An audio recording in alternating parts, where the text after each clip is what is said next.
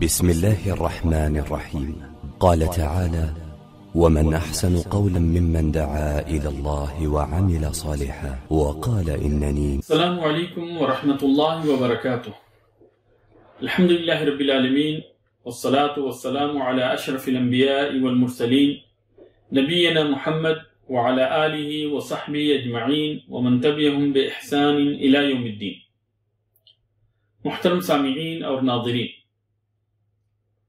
رمضان کا یہ مبارک مہینہ جو کہ ہمارے اوپر سایہ فگن ہے، اب اپنے اختتام کو پہنچنے والا ہے. اللہ تبارک و تعالی ہمیں اس مبارک مہینے کے اندر اپنے مقبول بندوں میں سے بنائے. اس مہینے کے اخیر میں اللہ تبارک و تعالی نے نبی کریم صلی اللہ علیہ وسلم کی زبانی ہمارے اوپر جو عبادت فرض کی ہے اسے زکوٰۃ فطر کہتے ہیں. زکوٰۃ فطر کے احکام سے متعلق بہت سارے مسائل ہیں جنہیں جاننا ہمارے لیے ضروری ہے، لیکن قبل اس کے کہ ہم ان مسائل کے اوپر گفتگو کریں، آئیے پہلے یہ سمجھ لیتے ہیں کہ زکوٰۃ فطر کہتے کسے. زکوٰۃ کا مطلب ہوتا ہے طہارت، پاکیزگی، برکت، اور فطر کا مطلب ہوتا ہے کسی چیز کا کھلنا اور واضح ہونا. اور زکوٰۃ فطر کا مطلب شریعت کے اندر یہ ہے کہ زکوٰۃ فطر ہر مسلم کی طرف سے غریبوں کے لیے ایک متعین مقدار کا صدقہ ہے. ہر مسلم کی طرف سے غریبوں کے لیے ایک متعین مقدار کا صدقہ ہے جو کہ زکوٰۃ الفطر ہے. اور رمضان کے اخیر میں روزے کے اختتام کے ساتھ، عید کی شروعات کے ساتھ یہ زکوٰۃ ہمارے اوپر فرض ہوتی ہے. اور اس کی فرضیت کی دلیل عبداللہ ابن عمر رضی اللہ تعالی عنہما کی روایت ہے صحیح بخاری اور صحیح مسلم کے اندر کہ نبی کریم صلی اللہ علیہ وسلم نے فرمایا، جیسا کہ عبداللہ ابن عمر رضی اللہ تعالی عنہما کہتے ہیں کہ فرض رسول اللہ صلی اللہ علیہ وسلم زکاة الفطر ساعا من تمر او ساعا من شعیر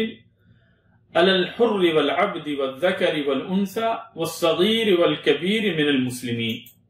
کہ رسول اللہ صلی اللہ علیہ وسلم نے زکاة فطر کو فرض کیا ہے 1 سا کھجور یا 1 سا جو مالدار کے اوپر، آزاد کے اوپر، غلام کے اوپر، چھوٹوں کے اوپر، بڑوں کے اوپر، اور مردوں کے اوپر، عورتوں کے اوپر، کہ آپ صلی اللہ علیہ وسلم نے 1 سا کھجور یا 1 سا جو فرض کیا ہے،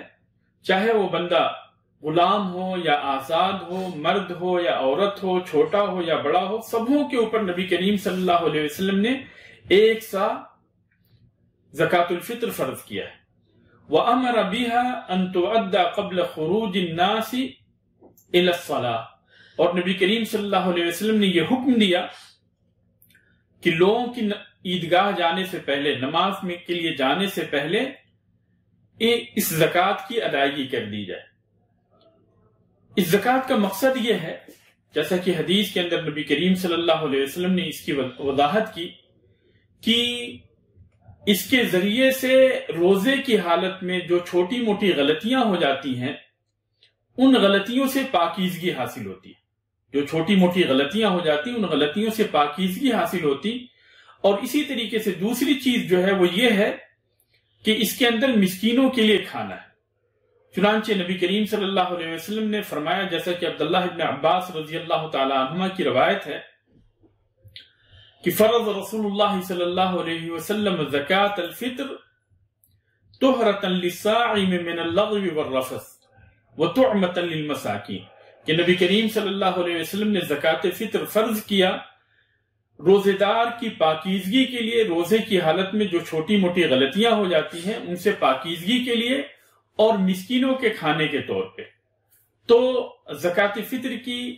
فرضیت کا یہ مقصد ہے کہ روزے کی حالت میں جو ہم سے چھوٹی موٹی غلطیاں ہو جاتی ہیں ان سے پاکیزگی حاصل ہو جائے، اور اسی طریقے سے جو مسکین ہے، مسکین کے لیے اس کے ذریعے سے کھانا میسر ہو جائے. اور اسی لیے دوسری حدیث کے اندر نبی کریم صلی اللہ علیہ وسلم نے فرمایا اغنوہم عن السؤال ھذا اليوم، کہ آج کے دن انہیں مانگنے سے بے نیاز کر دو۔ اور یہ زکوٰۃ فطر، اس کی فرضیت کے لیے مالک نصاب ہونا ضروری نہیں، بلکہ ہر وہ بندہ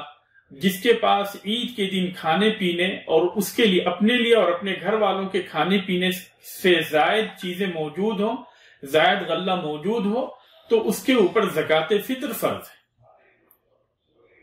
بشرطے کہ عید کے دن کھانے پینے کی چیزیں اس کے پاس موجود ہو، اس کے لیے اور اس کے گھر والوں کے لیے، اور اس سے زائد اگر موجود ہے، غلہ موجود ہے، تو اس کے اوپر زکوٰۃ فطر فرض ہے۔ اس لیے کہ زکوٰۃ فطر کے ذریعے سے روزے کی حالت میں جو چھوٹی موٹی غلطیاں ہوتی ہیں ان سے پاکیزگی حاصل ہوتی ہے، تو اس پاکیزگی کا محتاج ہر بندہ ہے، چاہے وہ مالدار ہے یا غریب ہے، ہر کوئی جو ہے اس پاکیزگی کا محتاج ہے۔ اس لیے زکوٰۃ الفطر فرض ہونے کے لیے مالک نصاب ہونا ضروری نہیں، نصاب کا مالک ہونا ضروری نہیں، بلکہ عید کے دن کھانے پینے سے زائد غلہ اگر موجود ہے تو اس بندے کو اپنی طرف سے اور اپنے گھر والوں کی طرف سے زکوٰۃ فطر کی ادائیگی کرنی ضروری۔ اور زکوٰۃ فطر کی ادائیگی کون کرے گا؟ مثال کے طور پہ نبی کریم صلی اللہ علیہ وسلم نے عبداللہ بن عمر رضی اللہ تعالی عنہما کی حدیث کے اندر